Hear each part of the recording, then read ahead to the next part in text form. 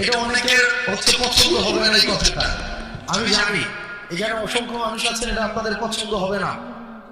অধিকাংশের কাছে হয়তো আমি এই কথার কারণে অপ্রিয় হতে পারি, কিন্তু কার কাছে অপ্রিয় হলাম, কার পছন্দ হলো না সেটা মুখ্য না।